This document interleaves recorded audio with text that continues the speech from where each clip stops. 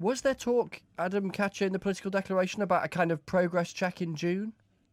Yeah, it's Yeah, there. there's always Everyone going to knew be there was going to be a So- high-level conference. Yeah. Yes, but now look, listen to the government, and the government is saying political declaration, whatever. And the thing is the EU is saying, I think Michel Barnier, he banged his fist and he's, every word counts, he said. But the thing is that the EU is rowing back on some parts of the political declaration as well. So I think, everybody knew that the political declaration was not legally binding. It is a reference point. It became more and more important to the EU because the EU saw it as a victory. The fact that Boris Johnson agreed that there would be level playing field conditions. So the EU's not happy at all now that he's saying, well, actually, we've got our own views about this.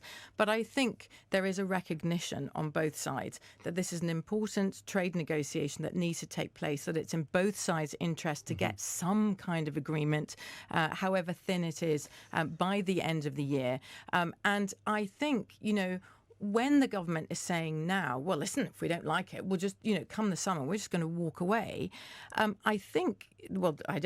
know that the reaction here in EU circles is, look, this is a mistaken calculation in the government if they are believing their own rhetoric that Boris Johnson got the EU to bend when he said in the autumn, listen, if it's either my way or the highway, you will have no Brexit deal. And that was when, Ireland under Leo Varadkar said, look, we'll make a deal, and the EU followed suit. The EU sees this very differently. They believe Boris Johnson capitulated in the autumn when he agreed to a line down the land down the Irish Sea. Now, of course, this is all getting more complicated.